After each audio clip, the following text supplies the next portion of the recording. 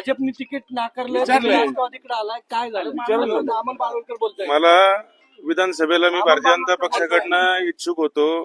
मी उमेदवारी मागितली होती, मला उमेदवारी दिली नाही. मान्य देवेंद्रजी फडणवीस साहेब यांच्या शब्दावरती मी थांबलो. चंद्रकांत दादांचा प्रचार करा, 1 लाख मताधिक्यानं दादांना निवडून दिलं.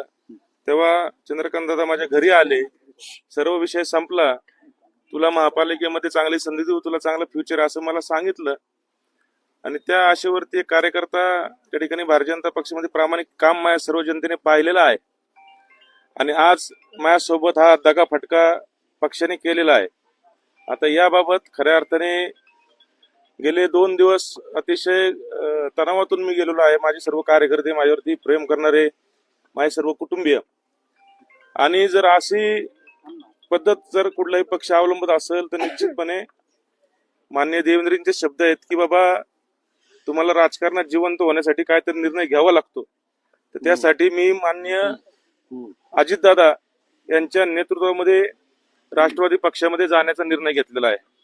चंद्रकांत पाटलांना विधानसभेच्या वेळेस नडणं कुठेतरी आता समोर आलंय, कारण त्यामुळे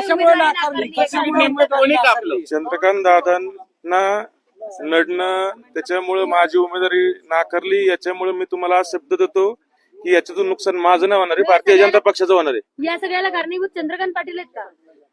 चंद्रकांत दादा पाटील ज्येष्ठ नेते आहेत, ते आमचे नेते होते, अजूनही आहेत. मान्य देवेंद्र फडणवीस आमचे नेते होते, आहेत. पण एक कार्यकर्ता जर त्यांनी वाऱ्यावर सोडून दिला, कुठल्याही सन्मानाने वागणूक न देता, आणि अशी परिस्थिती मला सांगायचं 2 दिवस अगोदर, महिनाभर अगोदर सांगायचं. काय जर तुम्हाला द्यायचंच नव्हतं तर सन्मान एवढं तर मी 10 वर्ष साहेबांशी त्यांनी तुम्हाला शब्द दिला होता. आता 2 दिवस मी त्यांच्याशीच आता 10 मिनिटापूर्वी दादांशी माझं बोलणं आलंय.